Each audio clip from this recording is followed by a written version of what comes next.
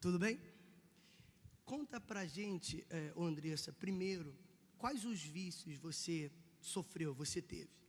Eu tinha vício de prostituição, de álcool, de calmantes, de cocaína, de cigarro, de cirurgia plástica. Eu tinha todos os vícios de relacionamento, de me tocar, em sentir prazer. Eu tinha vícios de todos os tipos que o senhor faça imaginar. Eram taras, eu não conseguia ter o controle. Eu era uma pessoa impulsiva, eu tinha muita raiva no meu coração. E quando eu comecei a me afundar cada vez mais, os meus pensamentos eram que não tinha mais jeito para mim. Você começou com os vícios, se eu não me engano, com o cigarro aos 11 anos, não é isso? Exatamente. Aos 11 anos eu comecei a fumar cigarro. Aos 13 anos eu comecei na maconha. Aos 21 eu conheci a cocaína. Nesse período eu fui muito para festas raves, onde eu usava bala, doce, lança-perfume, cola de sapateiro. Eu tive 3 overdoses. Nisso eu comecei com a cocaína e eu pensava, eu não sou viciada. A hora que eu quiser parar, eu paro. Só que essa hora não acabava nunca. Eu sentia uma necessidade de beber. Eu gostava muito de tomar marula.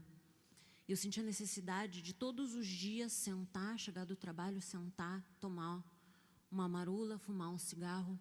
Eu não conseguia dormir, eu tinha insônia. Então a minha rotina era balada, ir para balada, beber.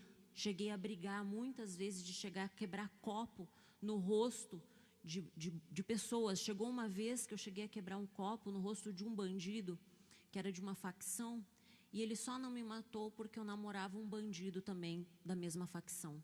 Hoje, se Deus não tivesse transformado a minha vida, eu estaria provavelmente morta, ou por uso de drogas, ou por brigas na balada, porque eu era muito brava, ou então pelo uso de álcool em excesso, ou então por HIV, porque eu dormi com mais de 2.000 homens na prostituição. Eu comecei a me prostituir aos 21 anos de idade, entrei por uma necessidade financeira e acabei entrando para a prostituição para pagar uma conta, mas o dinheiro ele acabou sendo o meu Deus. O meu corpo, na cirurgia plástica, o fato de vir, né, de família humilde, eu achava que quando eu tivesse dinheiro eu ia ser feliz. Eu era magrinha quando pequena, então eu tinha complexo. Eu achava que eu era nariguda, o pé grande, a perna fina, eu me achava muito feia. Aos 21 anos, quando eu entrei para a prostituição, eu comecei a ter o dinheiro na minha mão, eu comecei a fazer cirurgia. Eu fiz 14 cirurgias plásticas, uma cirurgia a cada 3 meses, e era o vício. Porque eu não me controlava, eu queria mais. Eu cheguei a pensar em cortar o dedo dos pés para calçar sapatos menores, porque eu tinha vício em sapatos. Eu queria muitos sapatos. Eu tinha mais de 500 sapatos no meu armário, e eu calço 39. E os sapatos mais bonitos eram 37, 36.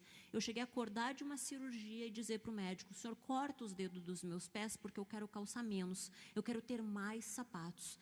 Desculpa, você tinha acordado de uma cirurgia, já pensando em fazer outra. Exatamente, eu acordei de uma cirurgia pensando em fazer outra e o médico não deixou. Só que eu iria procurar outro cirurgião e eu queria também tirar as costelas, que eu queria ter a cintura mais fina. Então, ele não tinha fim, eu não tinha medo de morrer. Eu achava que se eu morresse eu ia ter paz. Eu estava cansada, bispo, cansada do mundo, cansada das pessoas, sabe? A vida inteira eu sofri, a vida inteira fui humilhada, a vida inteira eu buscava preencher um vazio e eu não encontrava com nada. E eu digo que foi a fé da minha avó e da minha mãe que me salvaram. Porque quando o mundo dizia que para Andressa não tinha jeito, que vocês devem ter assistido na Fazenda, né, a minha personalidade agressiva, quando eu bebia principalmente, que deu aquela cusparada, até peço perdão para vocês por aquelas imagens, mas todo mundo dizia para Andressa não tem mais jeito, e a minha mãe lá orando, sabe, a minha avó perseverando, sabe, mas elas não desistiram de mim, e quando eu estava no hospital foi a fé da minha mãe que me salvou. E no caso, a sua mãe, da Universal, né? Universal. Sua mãe, sua avó indo e tentando te levar. E qual o conceito que você tinha então da igreja? Que eram tudo ladrão, os pastores tudo ladrão, porque minha avó, a gente era de família muito pobre, às vezes a gente não tinha nem o que comer em casa, esses pastores ladrão estão roubando a minha avó.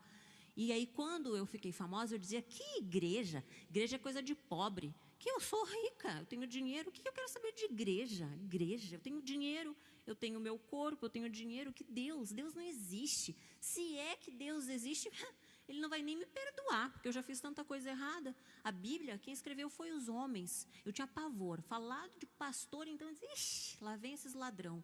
Pavor, pavor, pavor. Aos 21 anos, o meu casamento foi destruído, acabou. Eu entrei para a prostituição. Para vocês terem ideia, eu dormi com até 7 homens no único dia. Eu dormi com mais de 2.000 homens nesses últimos 6 anos. Foram 4 anos de prostituição no bordel. Depois eu conheci a prostituição de luxo. Só que quando eu cheguei no auge, que eu vi que eu recebi tudo, eu estava vazia. Porque cadê a realização? Porque a fama, o dinheiro, tudo eu tinha. Eu cheguei na cobertura, no carro importado e vazia por dentro, afundada nos vícios. Eu já estava envolvida com a cocaína. A minha rotina era insônia, balada, bebida, cocaína. Chegava de manhã calmante, porque eu estava depressiva, psicólogo, psiquiatra, remédio para me acalmar. Tive síndrome do pânico e nenhum médico resolvia nada. Pelo contrário, só piorava a situação. Cada vez eu me afundava mais. O vício, a gente sempre fala aqui, o vício de drogas, a pessoa diz que é viciada por causa da substância, é o que a gente falou no início. Mas a mesma coisa sucedia com as cirurgias plásticas, a mesma coisa sucedia com os sapatos, com a prostituição. Quer dizer, tudo era sempre mais um, né? Eu não conseguia sair da prostituição. Eu não conseguia, eu me sentia dependente. Eu não conseguia ver saída.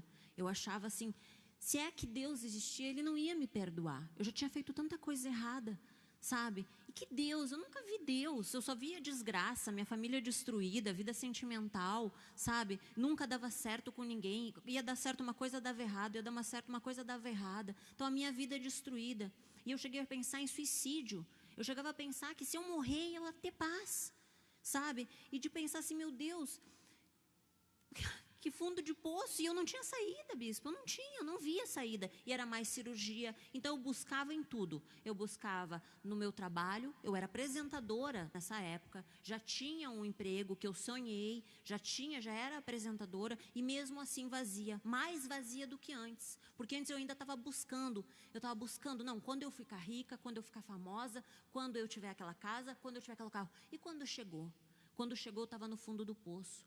E o meu fundo de poço mesmo foi na UTI. Quando eu cheguei dia 29 de novembro do ano passado, eu cheguei com uma infecção generalizada na UTI, com a minha pressão 7/3.